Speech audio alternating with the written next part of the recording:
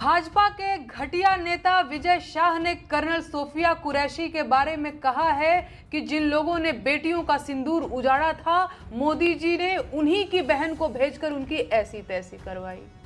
बेटियों का सिंदूर तो आतंकवादियों ने उजाड़ा था। क्या कर्नल सोफिया उनकी बहन है? एक आर्मी अफसर को इन्होंने आतंकवादियों की बहन सिर्फ इसलिए बोला क्योंकि वो मुसलमान हैं। आपको क्या लगता है इस दो कौड़ी के नेता में इतना बड़ा बयान देने का हौसला कहां से आया होगा? मैं बताऊं, इन्हें यह हौसला अपने उस महान नेता से मिला है जो मुसलमानों को पंचर जोड़ने वाला कहता है।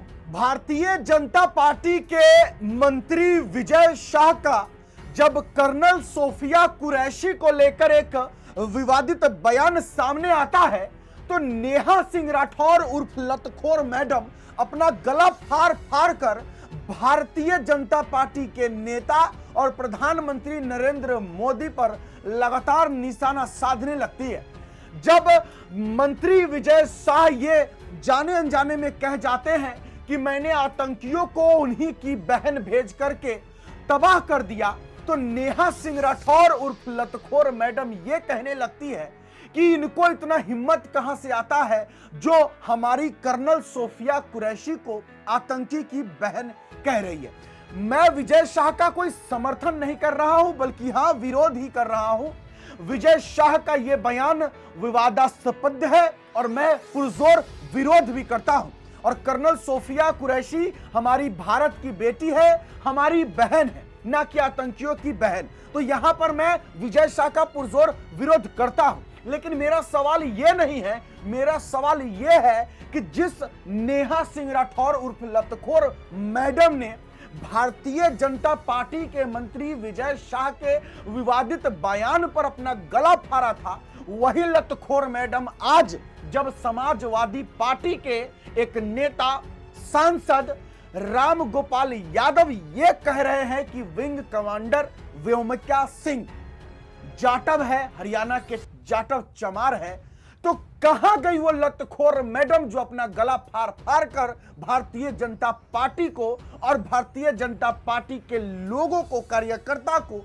नरेंद्र मोदी को लगातार जो है टारगेट कर रही थी। अभी उनके गले में क्या हो गया है? हम सबसे पहले चाहेंगे कि समाजवादी पार्टी के नेता क्या कुछ बोले हैं उसको पहले सुनिए, उसके बाद हम आज नेहा सिंह राठौर मैडम जी उर्फ लतखोर मैडम जी, बाकी तो बहुत सारे नाम हैं, उनका चर्चा नहीं करना चाहूंगा, आप लोग तो जानते ही होंगे उनका और क्या क्या नाम है, मैं उनको जवाब दूंगा। लेकिन सबसे पहले देखिए जरा समाजवादी पार्टी के नेता कह क्या रहे हैं। आपको बता दूं कि दिव्या सिंह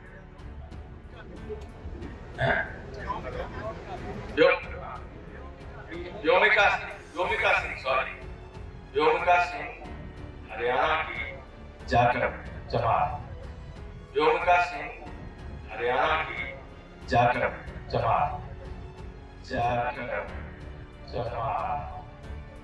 वाह, इसलिए आपको हम बोलेंगे कि अगर आपके अंदर कुछ दो चार ताली नहीं गाली अगर हो तो कमेंट बॉक्स में जरा देकर दिखाइएगा कि इन महाशय को आप क्या कहिएगा जो ये कह रहे हैं कि विंग कमांडर व्योमिका सिंह, उनको तो पहले यह भी नहीं पता था कि आखिरकार इनका नाम क्या है। दिव्या सिंह कह रहे थे, बाद में जब लोगों ने उनको कहा कि उनका नाम व्योमिका सिंह है तब वो बताया कि उनका नाम व्योमिका सिंह है और कह रहे हैं कि जाटव है, हरियाणा के जाटव है, चमार है। जरा इस नेता के बारे में आप क्या कहना चाहेंगे जरूर लिखिएगा। अब आते हैं हम अपनी लतखोर मैडम से सवाल करते हैं। वही लतखोर मैडम जो गला फाड़ फाड़ कर ये कह रही थी कि ये जो भाजपा के मंत्री है ये इस्तीफा कब दे रहे हैं, ऐसे गर्दन करके। ये भाजपा के नेता, इनको हिम्मत कहां से आती है? ये हिम्मत कहीं उधर से तो नहीं आती है। यानी कि उन्होंने प्रधानमंत्री नरेंद्र मोदी को वो टारगेट कर रही थी कि इन नेताओं को शक्ति नरेंद्र मोदी जी से मिलता है। चलिए ठीक है, विजय शाह ने जो बोला बिल्कुल गलत बोला, उन्हें ऐसा नहीं बोलना चाहिए था। उन्हें हमारी कर्नल सोफिया कुरैशी को आतंकियों की बहन नहीं कहना चाहिए था। चलिए मानते हैं, लेकिन अब जो ये गला उस समय फट रहा था, अब क्यों नहीं फट रहा है समाजवादी पार्टी के नेता राम गोपाल यादव के लिए?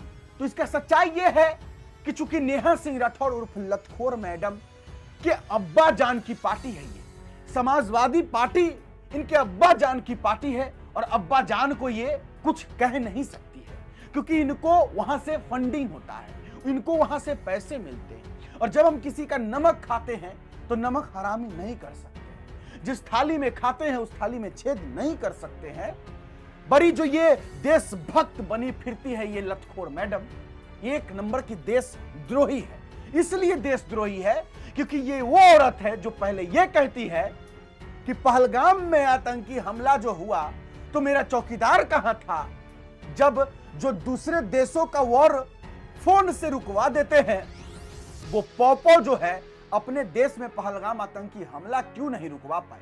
और उसके बाद जब जातीय जनगणना की बात होती है देश में, तो वो लतखोर मैडम चिल्लाती है कि यही है पहलगाम आतंकी हमले का बदला, चौकीदार ने यही बदला लिया। और जब हमारे नरेंद्र मोदी जी बदला ले लेते हैं ऑपरेशन सिंदूर करके, तो ये चिल्लाती है लतखोर मैडम कि हमें तो जहां सुई से काम लेना था वहां तलवार नहीं चलाना था, हमें तो युद्ध नहीं करना था, मुझे तो सिर्फ आतंकियों के सिर चाहिए थे। मतलब पूरा पाकिस्तान तबाह हो चुका है, लेकिन इस लतखोर मैडम को यह लग रहा है कि नरेंद्र मोदी जी ने कुछ नहीं किया। दरअसल बात यह है कि कुछ लोग, जैसे हमारा देश चुनौतियों से नहीं चूतियों से परेशान है, क्योंकि हमारा देश तरक्की इसलिए नहीं कर रहा है क्योंकि हमारे देश में चुनौती है, बिल्कुल नहीं। हमारा देश तरक्की इसलिए नहीं कर रहा है क्योंकि हमारे देश में चूतिए भरे पड़े हैं, इस तरीके के चूतिए भरे पड़े हैं जिनको इस देश में कुछ बदलाव ही नजर नहीं आता। लगातार चौकीदार मेरा कायर है, जब सीज फायर होता है तो कहती है कि चौकीदार मेरा कायर है, लेकिन इस लतखोर मैडम को यह नहीं समझ आ रहा कि सीज फायर होने से शांति बनी होती है, जिससे वहां के बॉर्डर से सटे जितने भी लोग हैं शांति से सो सकते हैं। बात यह है कि इस मैडम का घर बॉर्डर से सटे नहीं है तो इनको फर्क नहीं पड़ेगा, क्योंकि इनको तो चुपचाप किसी भी तरीके से पैसा विदेशों से लेना है और मोदी जी को जो है उल्टा सीधा बोलना है। खैर, बोलना इनका धर्म है, इनका काम है, इनको बोलना पड़ेगा। पैसा ली है तो नहीं बोलेगी तो जो है उसको मार देगा पिछाड़े से, तो उड़ जाएंगे मैडम जी। इसलिए जो है चूंकि पाकिस्तान है वो अपनों का भी नहीं है, इनको फंडिंग जो हो रहा है, हो ना हो मैं पुष्टि नहीं करूंगा, लेकिन हो सकता है पाकिस्तान से इन मैडम जी को नोटों की गड्डी मिल रही होगी, तो इस वजह से इनका जो धर्म है कि इनको विरोध करना पड़ेगा, नहीं तो नमक हरामी हो जाएगा तो फिर दिक्कत है। खैर चलिए आते हैं दूसरी खबर पर आते हैं। लेकिन हाँ, मैडम नेहा सिंह राठौर उर्फ लतखोर मैडम का गला इस पर भी फटना चाहिए था कि समाजवादी पार्टी के जो नेता है जो ये कह रहे हैं कि विंग कमांडर व्योमिका सिंह हरियाणा के जाटव चमार हैं, तो उनको जरा कहना चाहिए था कि किसी भी सेना के अधिकारी को खासकर जाति और धर्म में नहीं बांटना चाहिए। लेकिन क्या करे, दुर्भाग्य है हमारे देश का कि यहां नेता लोग जो है हमेशा जाति और धर्म पर ही राजनीति करते हैं, और इसलिए कभी कभी मुझे बीजेपी भी पसंद नहीं आती है, जिस जगह पर वो धर्म की राजनीति करता है, मुझे भी ये अच्छा नहीं लगता है। खैर चलिए अभी इस पर बात नहीं करना। चलिए अब हम बात करते हैं हमारे आरजेडी के सुप्रीमो लालू प्रसाद यादव के बारे में।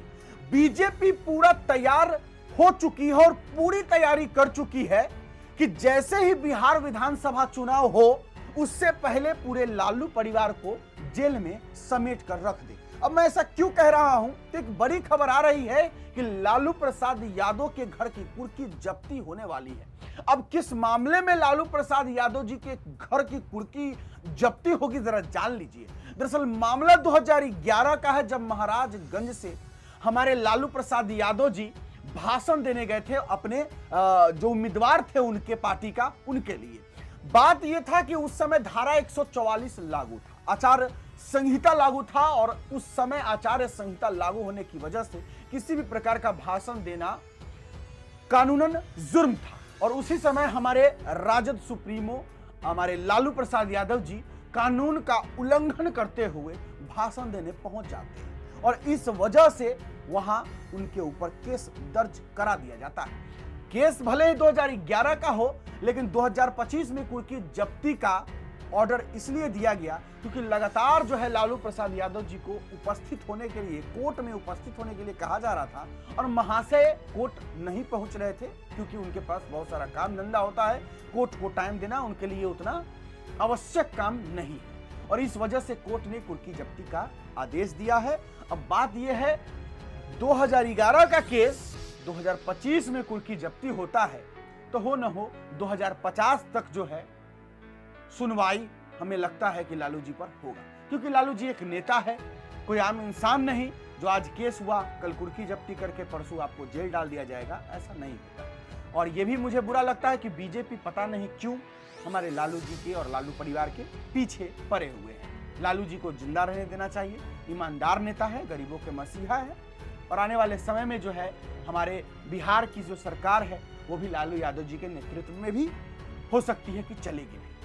सपना देखना अच्छी बात है। आज के लिए बस इतना ही है, मुझे दीजिए इजाजत। मेरा नाम बिट्टू सिंह है, आप इस वीडियो को द बिट्टू सिंह पर देख रहे होंगे। जय हिंद।